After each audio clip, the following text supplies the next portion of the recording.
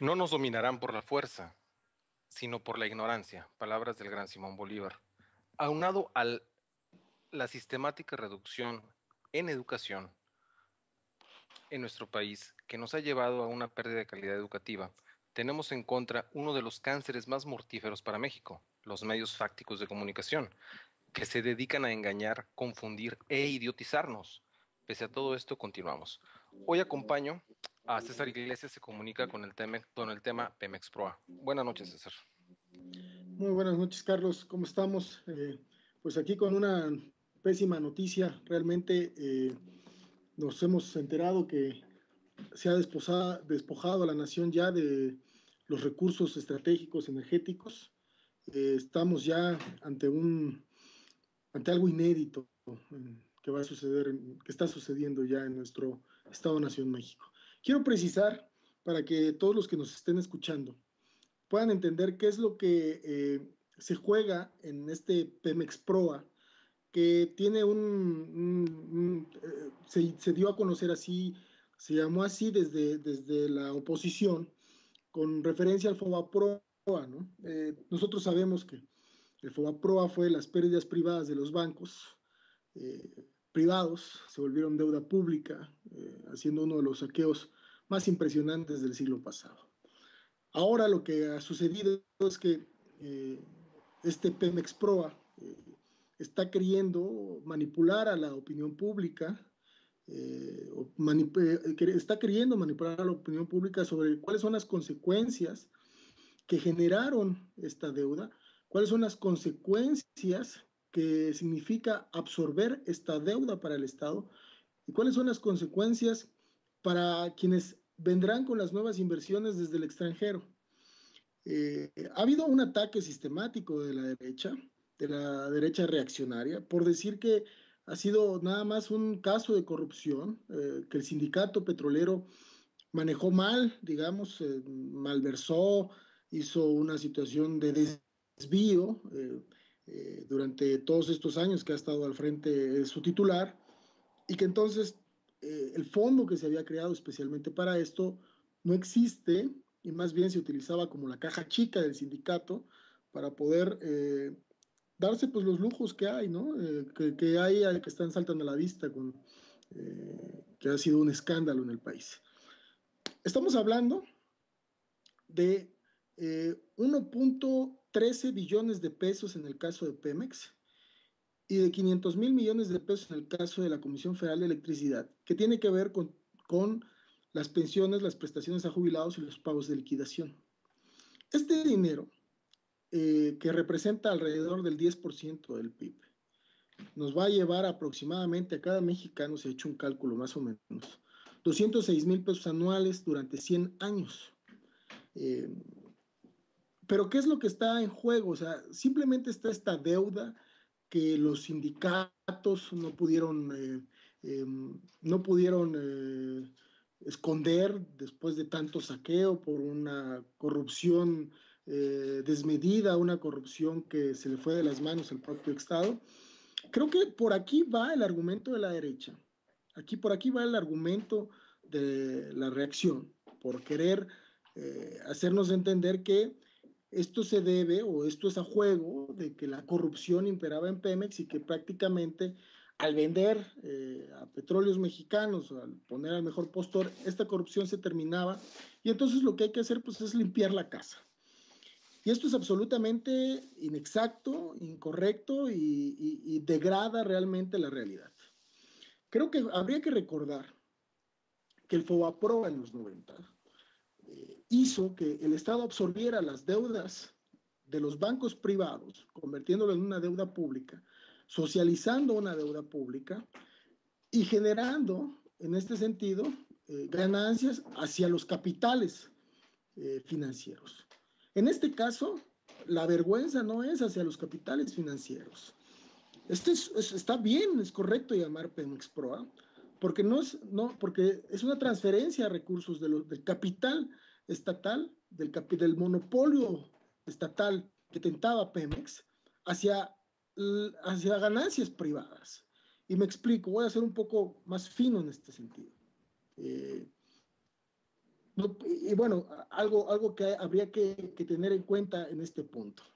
El FOBAPROA entonces es absorbido por el Estado, en donde el Estado va a pagar una deuda privada del capital financiero internacional, del capital financiero, y la vuelve pública justo con tal de que los créditos vengan y mejoren las condiciones crediticias en el país, cosa que nunca ha sucedido y no ha sucedido porque el capital financiero está acostumbrado a succionar demasiados recursos de esta nación. Con el Pemex PROA, lo que se vuelve es que se está negociando, violentando los derechos laborales, violentando los acuerdos con la Organización Internacional del Trabajo, se está negociando un contrato, un contrato de los trabajadores para que puedan reducir la edad de su jubilación y lo que salen a decir y a escupir es que los petroleros tienen mejores condiciones laborales que el resto del país. ¿Y eso cuál es el problema de que los trabajadores al servicio del Estado puedan tener mejores condiciones? Ah, pues el pequeño detalle es que necesitan lacerar esas condiciones de trabajo para que los nuevos eh, dueños, digamos, los nuevos dueños del petróleo en México, que serán todas las compañías norteamericanas que ya conocemos, eh, vengan y entonces puedan tener mejores condiciones en las cuales la fuerza de trabajo laboral en Pemex, la fuerza de trabajo calificada, se creó un instituto para calificarlos y ahora, justo porque están calificados, necesitan ahora golpear esa fuerza de trabajo y ponen este condicionante. Entonces el Pemex PROA es absorber una lucha contra la fuerza de trabajo de la propia nación, golpearla, debilitarla y desde ahí entonces colocar como una ofrenda hacia los nuevos dueños del Estado-Nación, hacia los nuevos capitales. Ahora ya no estamos hablando del capital financiero, como sucedió con el FOBAPROA. En el PUMEXPROA estamos hablando con el capital productivo estratégico. Estamos hablando con aquellos que detentan el monopolio tecnológico del desarrollo que tiene que ver con el petróleo. Entonces, ante esta situación, me parece grave todo lo que ha tenido, todo lo que se ha dicho acerca en este tema. Y vaya, que hubo corrupción en Pemex, por supuesto que la hubo y no habría que olvidar que la corrupción más importante de Pemex fue el Pemex Gate, con el desvío de 1.500 millones de pesos a una campaña electoral en el 2000, que fue un acuerdo entre las fuerzas políticas gobernantes en ese entonces y las fuerzas políticas actuales que gobernaban en 2006, que se exoneró de esta ridícula, estaban dando 8 años por el ridículo delito de peculado, por 1.500 millones de pesos. Y sí había corrupción, por supuesto que la hay. Pero lo que pasa es que no se ha tocado la corrupción porque es la caja chica que ha servido para poder mantener al Estado durante 70 años. Entonces, están queriendo confundir corrupción con esta situación en donde están sacrificando los derechos laborales para colocar mejores condiciones y aquí hay un punto importante. Se dice, China va para abajo porque los salarios están subiendo, lo que significa que México podrá tener mejores condiciones en el mercado mundial. O sea, mejores condiciones a juego de sacrificar el salario. Están ahora con esta simulación del salario mínimo, porque es otra cosa que simulación. Porque no están generando mejores prestaciones, primas vacacionales, pagos de liquidaciones, pensiones, jubilaciones, derecho médico a la familia, derecho médico, derechos post-mortem. O sea, lo que están haciendo es una reducción y lo están encuadrando para poder generar un mayor control de la fuerza laboral en Pemex. Este es el detalle. Pero bien, entonces, creo que aquí podríamos afinar 3 ideas muy importantes. 3 ideas que sobre todo están en la mesa y que es necesario recuperarlas. Lo que estamos viendo en estos momentos es la derrota del doble monopolio defensivo con el que contó México durante todo el siglo XX para poder contener, digamos, a la hora de la transferencia de valor, a la hora de transferir recursos de esta nación en el capital, en el mercado mundial, el Estado Nacional se construyó un doble monopolio defensivo. Por un lado, tenía el control de los recursos naturales estratégicos, eso fue Comisión Federal de Electricidad, eso fue Luz y Fuerza del Centro, eso fue Pemex, y por el otro lado, tenía el control de su fuerza de trabajo, la protegía. Eso teníamos eh, derechos laborales mucho más fuertes, teníamos derecho a la salud, teníamos derecho a la educación, teníamos derecho a una vivienda digna, teníamos derecho a pavimentación, para alcantarillado, teníamos, digamos, una situación en donde la nación protegía su fuerza de trabajo. Este doble monopolio defensivo es completamente derrotado en esta situación porque no va a haber, porque se abrieron de par en par al usufructo de la tierra para poder colocar por delante al capital que detenta el monopolio productivo petrolero. O sea, un campesino el día de hoy puede perder sus tierras. Tan grave está la situación de lo que está sucediendo en el país. Un campesino además no solo puede perder sus tierras, sino que además los trabajadores petroleros o los trabajadores de la nación tienen que aceptar condiciones humillantes de jubilación. Tienen que aceptar que la jubilación es un privilegio, como si deberías de estar trabajando de viejo. Y esto es inaceptable.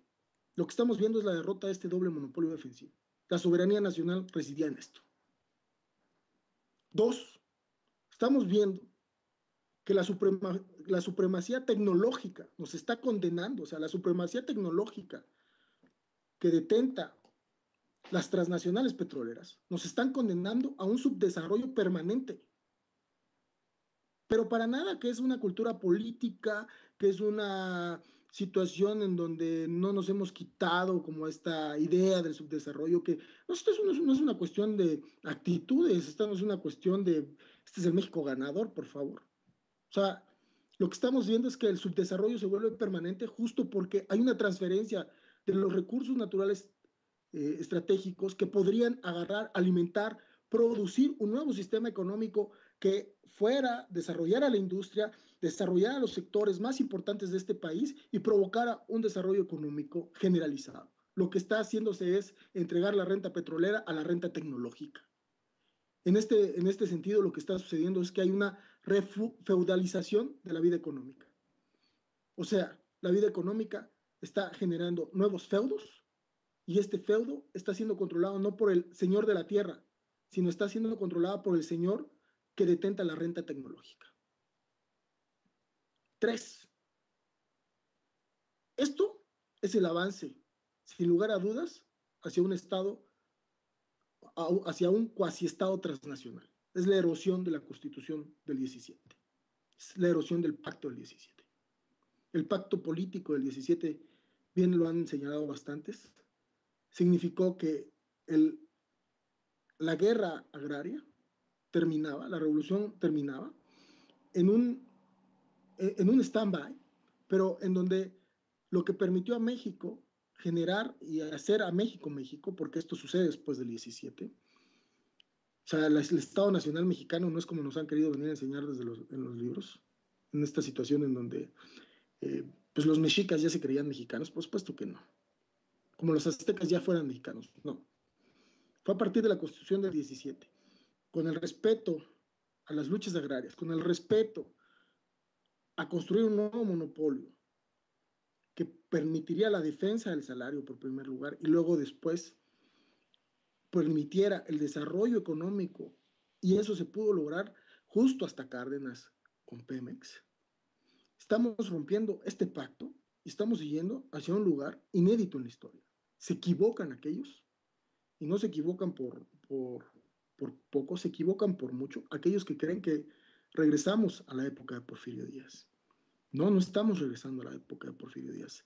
Estamos llevando a una época diferente que nos puede llevar a cosas más atroces. En este sentido, creo que la nación debería de saber que lo que está en juego no es una cosa menor.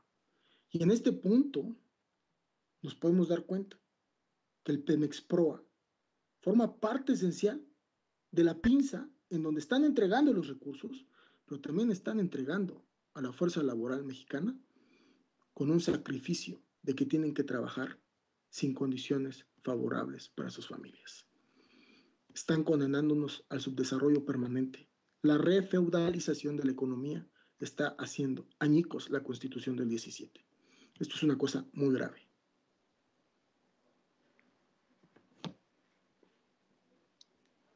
No Así sé. es, César. Pues desafortunadamente estos tiempos nos ha tocado vivir y pues yo creo que por lo pronto vamos a un corte y regresamos para continuar con el tema, ¿te parece? Por supuesto. Ok, vamos a escuchar un poco de música y regresamos enseguida.